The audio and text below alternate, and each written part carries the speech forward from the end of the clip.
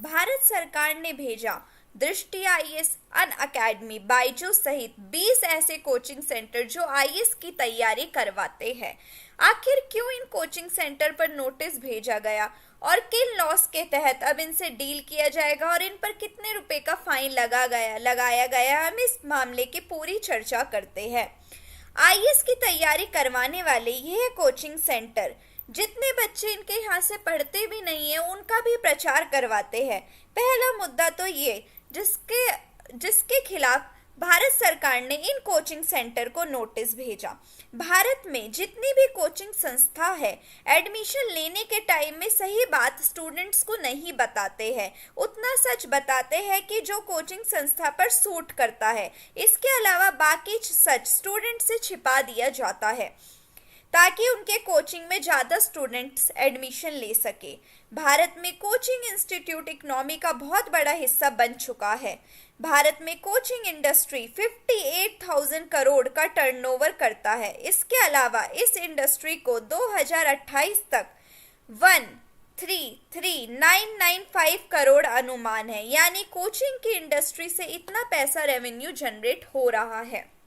2021 में जहां 1 trillion rupees की इकोनॉमी थी कोचिंग इंडस्ट्री की, वहीं 2025 तक पहुंचते पहुंचते इन डॉलर तक 25 बिलियन तक पहुंच जाएगी। इतना बड़ा मार्केट है कोचिंग इंडस्ट्री में। दिल्ली में लगभग 645 कोचिंग इंस्टीट्यूट है। 2024 में आने तक में 8% की बढ़ोतरी देखने को मिलेगी। कोचिंग इंस्टीट्यूट का रिपोर्ट कार्ड निकलता है। भारत के अंदर कोचिंग इतना ज़्यादा ज़रूरी क्यों हो चुका है? 35% इंडियन स्टूडेंट पूरी जिंदगी में कोचिंग जरूर पढ़ते हैं। 33% मिडिल की क्लास की जो इनकम है, मिडिल क्लास की जो इनकम है वह उनके बच्चों को पढ़ाई पर खर्च करता है। 50% टोटल इनकम है जो एजुकेशन के नाम पर खर्च होती है। कोचिंग वाले इन पैसों को प्राप्त करने के लिए कई तरीके रखते हैं, जिनमें ट्यूशन फीस हो, मेंबरशिप, 1-on-1 कोचिंग सर्विसेज। तो बड़ा सवाल ये बनता है कि इतनी बड़ी संख्या में जब बच्चे तैयारी करते हैं और इतनी बड़ी संख्या में कोचिंग में पढ़ने आते क्यों हैं? स्टूडेंट कैसे ठगी का शिकार बन जाता है?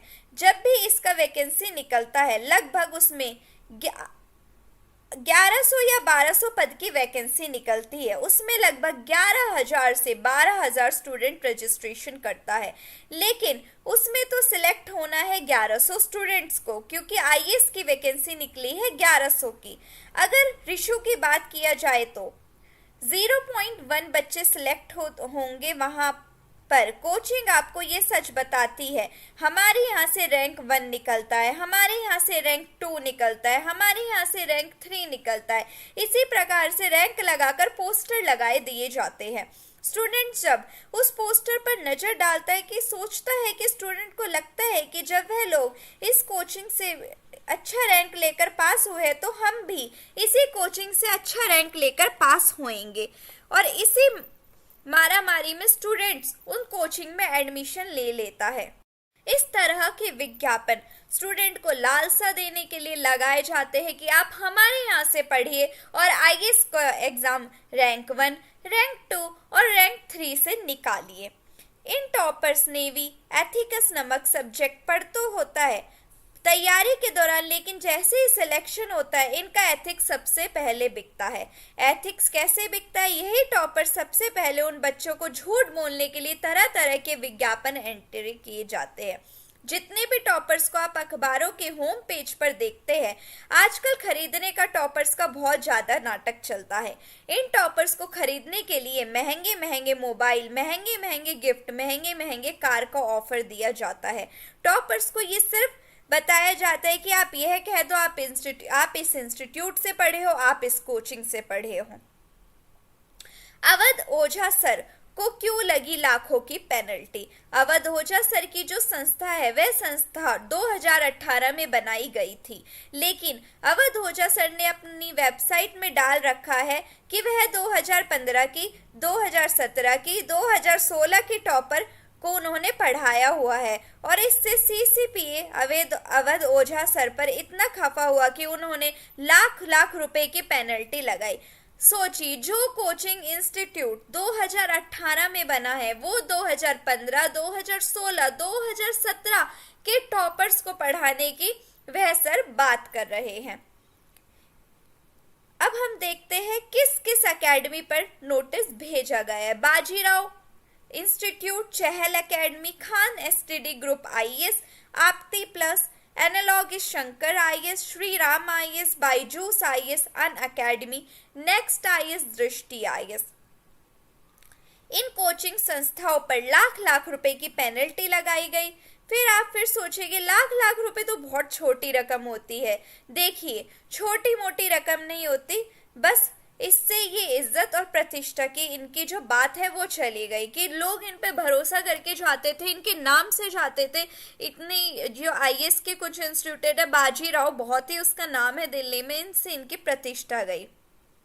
अब हम देखते हैं इंस्टीट्यूट पेनल्टी से बचता कैसे है। जब भी कोई स्टूडेंट आईएएस का या अदर्स एग्जाम का तैयारी करता है तो उसमें बहुत सारे सब्जेक्ट होते हैं, उसमें कोई भी सब्जेक्ट एक इंस्टीट्यूट से नहीं पढ़ता। इसलिए इन कोचिंग संस्था ने जो स्टूडेंट टॉप कर जाता है वह स्टूडेंट का विज्ञापन अपनी साइट पर लगा देते हैं या कोचिंग के फ्रंट गेट पर लगा देते हैं। CCPA से बचने के लिए एकमात्र तरीका यही होता है कि जो भी आप स्टूडेंट को जिस सब्जेक्ट पढ़ाते हैं, सिर्फ विज्ञापन के नीचे वह लिख दीजिए कि मैं ये सब्जेक्ट पढ़ाया हूँ और मेरा ही स्टूडेंट है, तब आपके ऊपर CCPA की पेनल्टी नहीं लगेगी।